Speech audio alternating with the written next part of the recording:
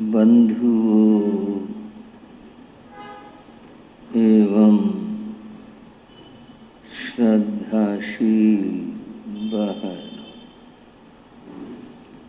अभी आपने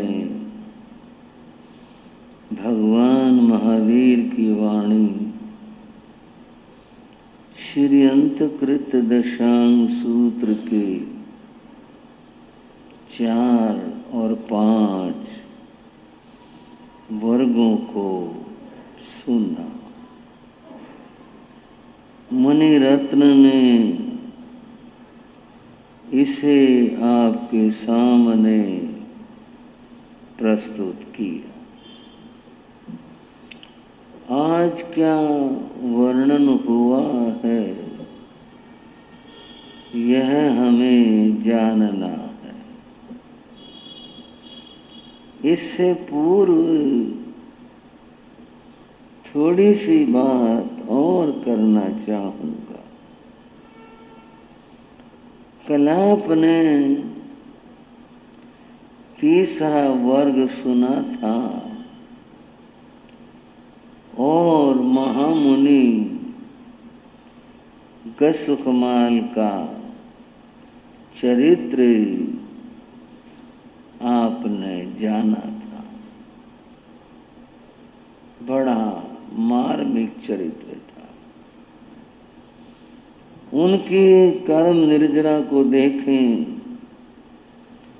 अद्भुत उदाहरण है। और देह कष्ट की बात देखें तो एकदम मन सिहर जाता है। इतना कष्ट उन्हें झेलना पड़ा। ऐसी क्या बात थी जो उन्हें इतना कष्ट पाना पड़ा। बंधुओं, इस बात का समाधान जानने के लिए हमें कर्मवाद शास्त्र पर जाना होगा। भगवान महावीर ने फरमाया, कडाण कमाण न मोक्षयति, किए हुए कर्मों से बिना भोगे छुटकारा नहीं होता। आप कहोगे जब भोगने ही हैं फिर ये धर्म ध्यान जब तप ये किस लिए करते, इसे भी समझे। 2 प्रकार के कर्म होते हैं। एक निधत्त कर्म कहलाते हैं, एक निकाचित कर्म कहलाते हैं। निधत्त कर्म हल्के होते हैं। जैसे कपड़े पर धूल लगी हो, उसे यानी कपड़े को झाड़ दें, धूल उड़ जाती है। अगर कपड़े पर चिकनाई लगी हो फिर धूल लग जाए तो पक्के से चिपक जाती है, झाड़ने से उतरती नहीं है। उसे आप लोग धोते हैं। जो निकाचित कर्म हैं वे जीव ने बहुत क्लिष्ट भावों से किए होते हैं। वे बहुत पक्के से चिपके होते हैं।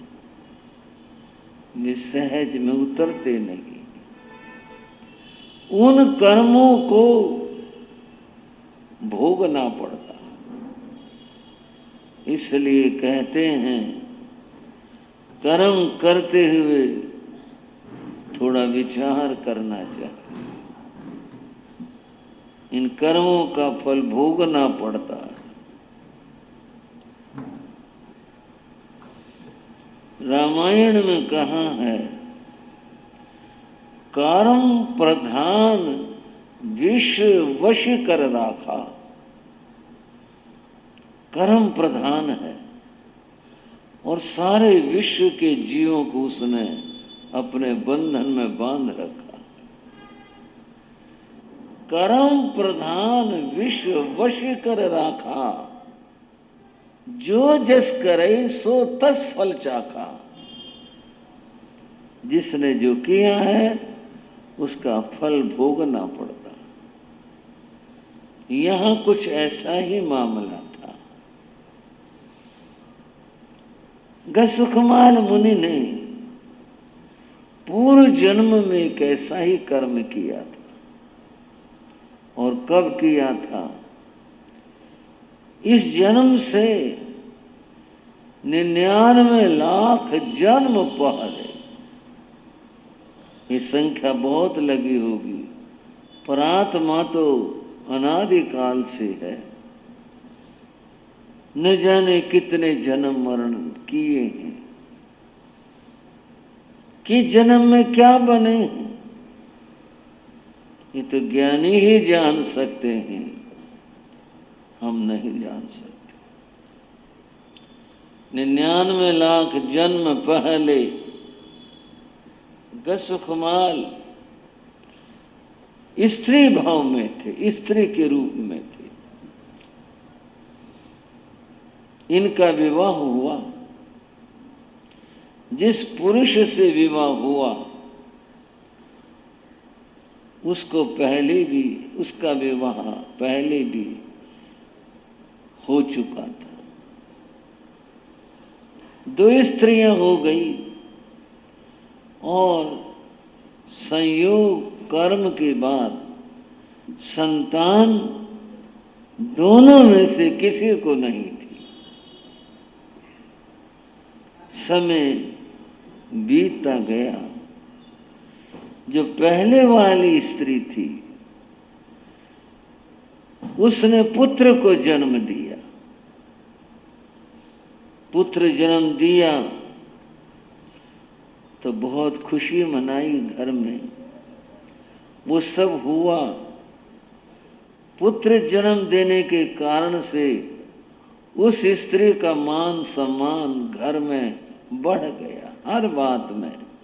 अब उसकी पूछ होती है, उसको पूछा जाता है। इससे जो दूसरी स्त्री थी, छोटी गसुखमाल का जीव, उसको बड़ी ईर्ष्या होने लगी। उसके मन में आया इन सारी स्थितियों का कारण ये बालक है। जब तक ये बालक नहीं आया था उस समय तक हम बराबर थी। जब से इसका जन्म हुआ है इसका मान सम्मान बढ़ गया। क्या दुर्भावना आई। अगर ये बालक मर जाए तो हम बराबर हो जाएं, फिर ये जो भेद है ये भेद न रहे। ये दुर्भावना मन के अंदर आई। अब जीना मरना तो जैसा जिसका आयुष कर्म है, परंतु वह इस बारे में सोचती रहती, क्या हो, क्या उपाय हो, कैसे हो ये बालक मर जाए। ऐसा संयोग बना, वो बच्चा बीमार हो गया। और बीमार भी क्या हुआ, उसके सिर में बहुत सारे फोड़े पैदा हो गए, पक गए, मवाद बहने लगी। और उस वेदना से वो बच्चा हर समय तड़पता रहता, रोता रहता। अब जिसको वेदना है वो चुप कैसे हो। सब कोशिश करते बालक सो जाए, नींद कहां। जिसे तकलीफ है, वेदना है, इस तरह उसकी स्थिति बन गई। इस बात से वह जो दूसरी स्त्री थी वो मन में बहुत खुश थी, बहुत अच्छा हो गया। ऊपर से दुख मनाती, बच्चे को ऐसा हो गया ऐसा हो गया, पर वो मन से बड़ी खुश थी। एक दिन उसने क्या कहा अपनी उस बड़ी, उससे कहा इलाज इतने करवा लिए कुछ हुआ नहीं। बोले हाँ बहन तेरे सामने ही है, क्या करें। वो बोली जब मैं घर में थी ना, उस समय हमारी गली में घर में एक बच्चे को यही बीमारी हो गई थी। उन्होंने तो एक उपाय किया, उनका बच्चा ठीक हो गया। क्या उपाय किया? उन्होंने तो ऐसा किया था कि उड़द की रोटी बनाई थी, अन्न जो होता उड़द दाल, उसकी रोटी बनाकर तेल में पकाई थी, और वो गरम गरम तेल में पकी रोटी उन्होंने उस बच्चे के सिर पर बांध दी। उससे सारी पीप नष्ट हो गई और जो फोड़े थे वो सारे भर गए। बच्चा 2-3 दिन में बिल्कुल ठीक हो गया। बहन ये करके देख लो। मन में बुराई थी, किसी तरह ये मामला और बिगड़ जाए ये सोचा था। वो भोली थी, बोली बहन मुझसे तो ये हो नहीं पाएगा, अगर तू जानती हो, तूने देखा है, ये उपाय तू कर दे। हाँ मैं कर दूंगी, तेरे सामने कर दूंगी। और बंधुओं उसने ऐसा किया। ऐसी ही रोटी बनाई गई, पकाई गई तेल में, और वो गरम गरम रोटी उठाकर उस नन्हे के सर के ऊपर बांध दी। वो बच्चा उस गरम रोटी का ताप सह नहीं सका, सर में फोड़े, गरम गरम जलती सी रोटी वह, वो तड़पा। थोड़ी देर उसने हाथ पांव पटके, वो चिल्लाया, वो रोया और सदा को चुप हो गया। और ये क्या हुआ, ये क्या हुआ, ये क्या हुआ, सब यूं ही कह करके रह गए। कुछ दिन रो लिए, बच्चा तो जा चुका था। इसके बाद उस स्त्री ने जिसने कार्य और उपाय किया था, मन में बड़ी खुशी मनाई, ठीक हो गया, कांटा निकल गया, अब हम बराबर की हो गई। ये था ना जब तक, तब तक सारे दुख थे, खुशी मनाई। भाइयों और बहनों, पाप करना बुरा होता है और पाप करके खुशी मनाना और बुरा होता है। अगर पाप हो जाए किसी से और वो पश्चाताप कर ले, माफी मांग ले और दिल से पश्चाताप करे, वो पाप झड़ जाते हैं। लेकिन कोई खुशी मनाए तो उन पाप का जो विषय है और बढ़ जाता है। वो कर्म फिर निकाचित कर्म होते हैं, ऐसे कर्म जीव को भोगने पड़ते हैं। वहां उस जन्म में 99 लाख जन्म पहले किया गया वो कर्म उनके साथ चला आ रहा था, और जब तक सब कर्म नष्ट न हो जाए मोक्ष नहीं होता। उन्होंने अपने और कर्म तो नष्ट किए अपने ध्यान के द्वारा, पर ये कर्म भोगना था।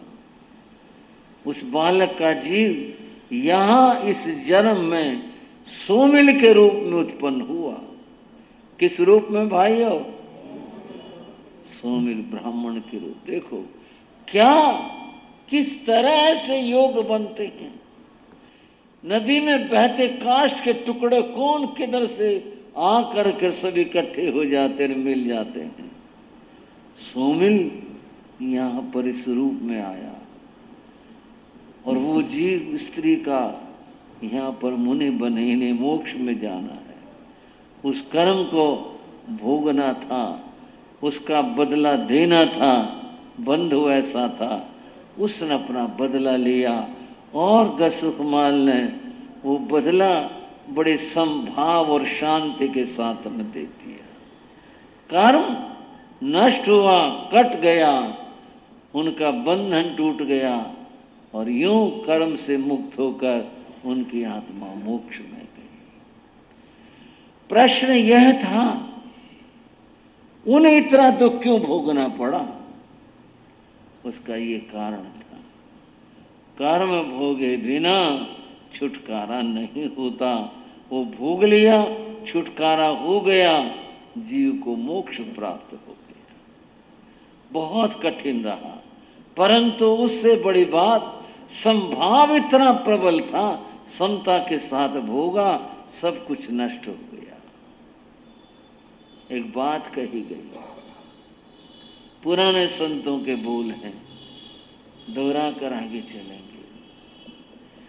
मिटती नहीं मिटाई रेखा कर्मों की, मिटते नहीं मिटाई रेखा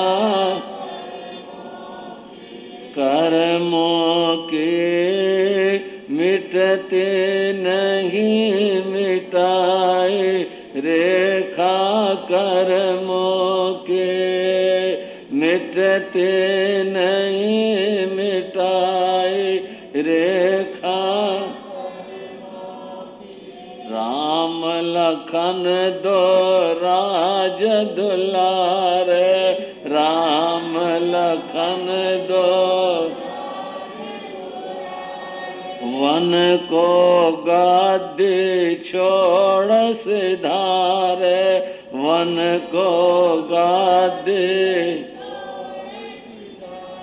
संग जनक की जाए रेखा कर्मों की, संग जनक की जाए रेखा। मिटते नहीं